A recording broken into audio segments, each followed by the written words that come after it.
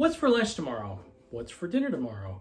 If you struggle with your weight and you're being stumped by these questions right now, chances are you probably are not going to lose weight this week. And more likely than not, we need to talk about meal planning. Hi, my name is Dr. Murali. I'm an internal medicine doctor and obesity medicine specialist.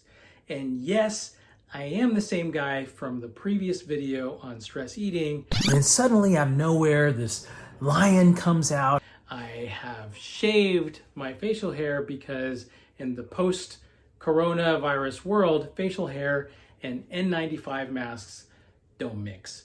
But this still is Dr. Murali Weighs In, where I weigh in on topics related to weight management, drawing from my own lifelong struggle with weight, as well as my professional experience as an obesity medicine physician. Today's topic, I'm weighing in on the topic of meal planning, specifically busting a myth around calories in versus calories out. Before I dive into the topic, a little bit of context. Meal planning is not just important for our health and our weight, but it's more important now than ever because we're going to the supermarket less, and oftentimes when we do go to the supermarket, there's less food available, all because of social distancing and coronavirus.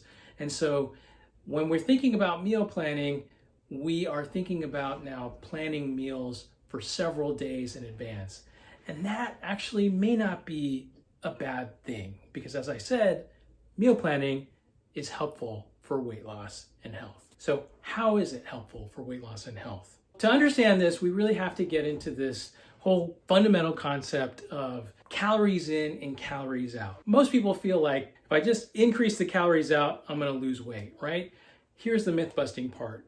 Weight management is really about calories in, not calories out. Weight management is really about calories in, not calories out. Why? Calories out is really about how much energy our body is using to keep us alive and keep up with our daily activities. 80 to 90% of how many calories we're burning is actually for stuff that's just keeping us alive. Our brain, our heart, our kidneys, our liver, and the rest of it, 10 to 20%, is related to our physical activity. Even smaller still is exercise, right? So if you're not exercising at all, then it's not a part of the equation at all. To give you an example here, imagine that you were running, but you're running away from a bear. You're sprinting, there's a bear behind you, you are trying to get away from this thing.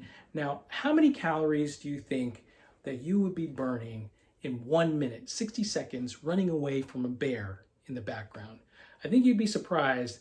It's about 10 to 20 calories only. Compare that with how many calories you can eat or drink in a minute. I can guarantee you it's way more than 10 to 20 calories. In fact, a 16 fluid ounce caramel frappe is 370 calories. So if you were chugging that caramel frappe right before you met the bear, you better be running from that bear for 30 to 40 minutes if you wanted to burn off all the calories in that caramel frappe. Basically, calories in versus calories out, the part that you have the most direct control over, the part that's going to influence your weight the most, is not calories out, it's calories in. And there are several studies that actually back this up. When scientists look at reducing calories as a way to lose weight versus exercise as a way to lose weight, reducing your calories is actually 5 times more effective at helping somebody lose weight than exercise. Every pound you lose with exercise, you'd be potentially losing 5 pounds with reducing your calorie intake.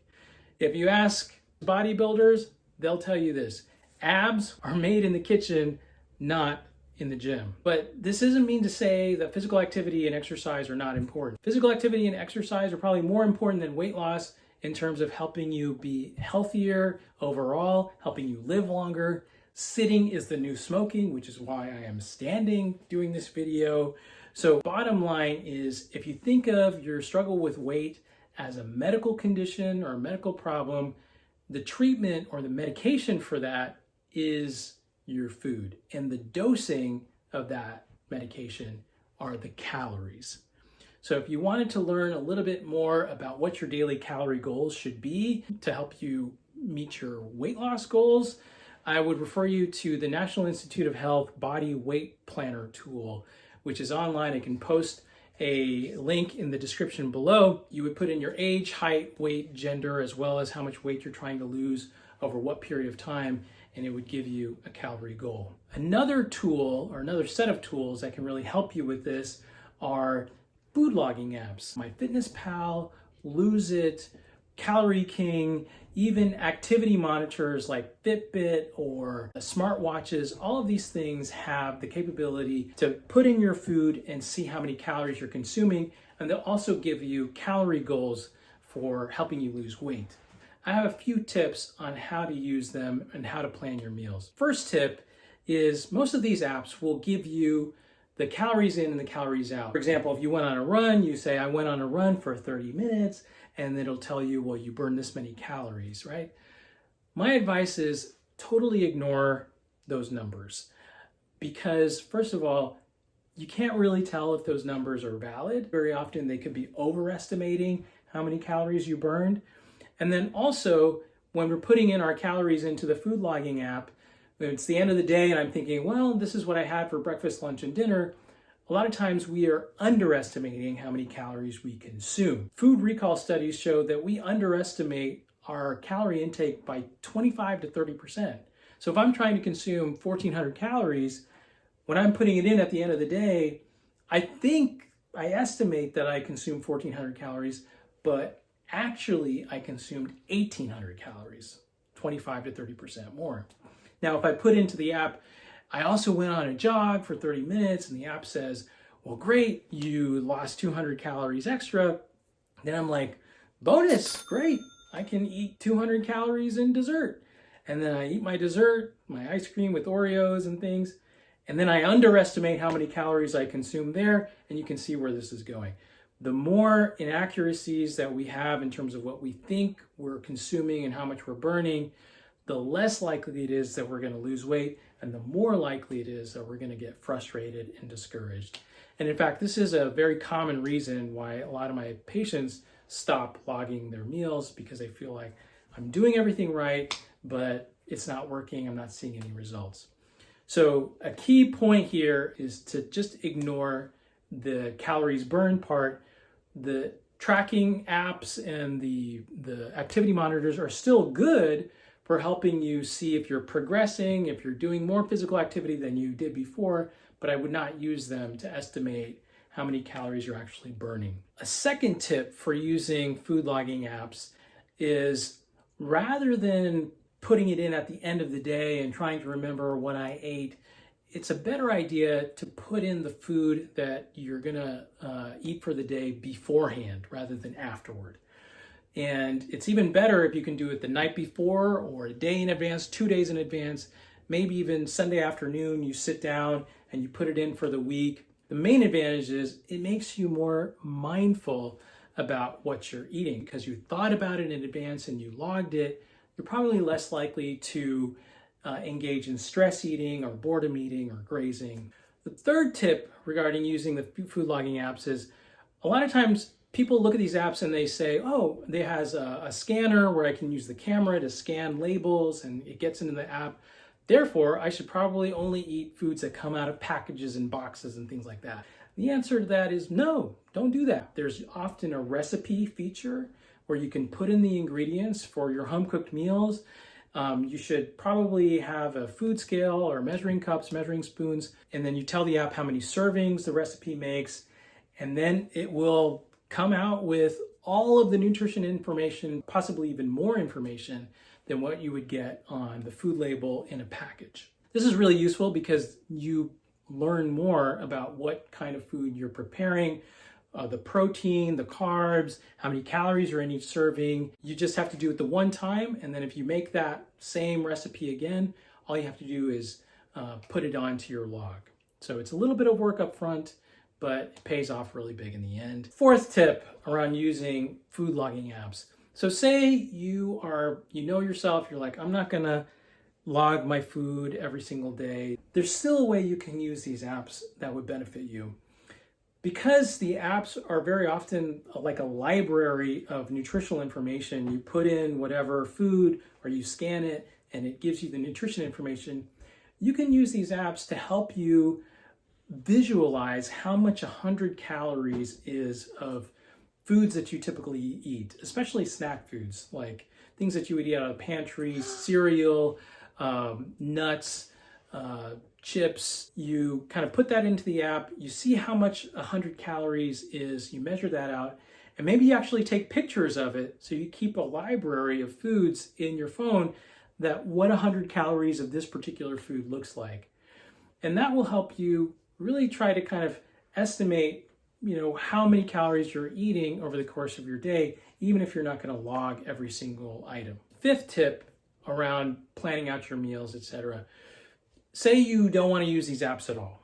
You are totally against it. I get it. Or perhaps you want to have a more intuitive way for planning out your meals, or you want a way that's going to help you understand how to balance all of the nutrients and the food groups on your plate. Well, there's a tool for this. It's called the My Healthy Plate tool, and it's on the USDA website on choosemyplate.gov.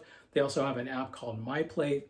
And basically what this is you visualize a plate, and the plate has on it the different food groups and how much of each food group should be on that plate, and helps you visualize that. So for people who are very visual learners, this can be a very useful tool.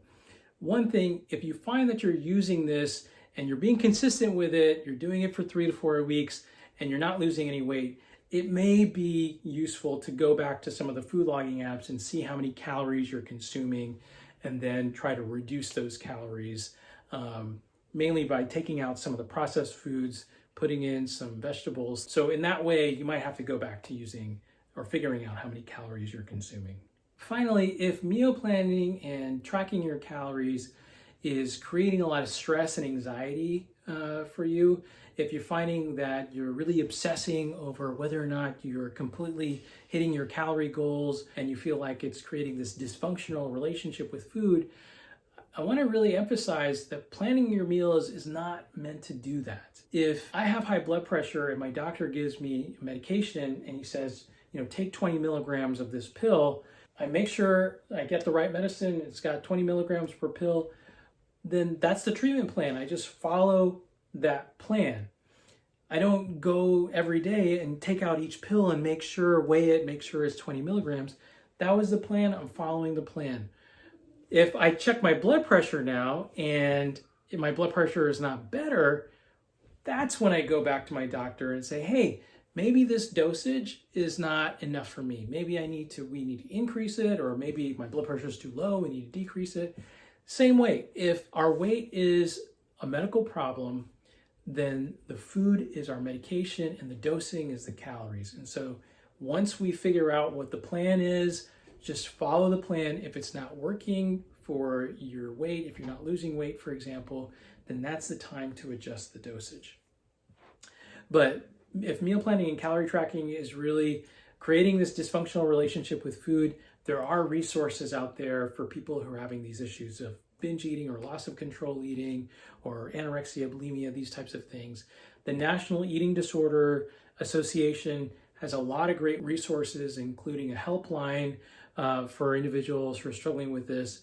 So I'll put the link to those resources in the description below. Their website also has resources specifically for this time that we're dealing with coronavirus and social distancing. So people who are at home and are finding that they're regressing in their eating behavior, there are also specific resources for you there. So that rounds out this topic of meal planning and why we should meal plan, calories in versus calories out, and how you might use different tools to help you determine how many calories you're consuming. So I hope you enjoyed the video. I hope you found it helpful. My next video, I'll be weighing in on the topic of how we can simplify the process of meal planning. As always, if you have questions or if you have comments about meal planning, if there are things that are really working for you regarding meal planning, please put them in the comments below. If there are challenges that you've had with meal planning, also please put those in the comments below. this channel is really meant for all of us to kind of help each other through this struggle, through coronavirus and through our struggles with weight. As always, thank you for watching, and please do subscribe. Thanks.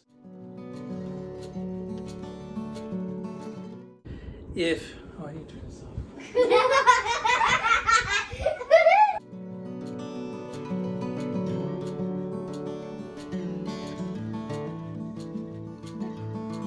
You can't talk when I'm recording. Yes.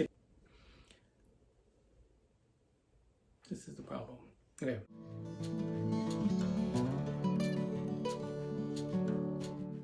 When I'm talking, nobody should talk. Shh.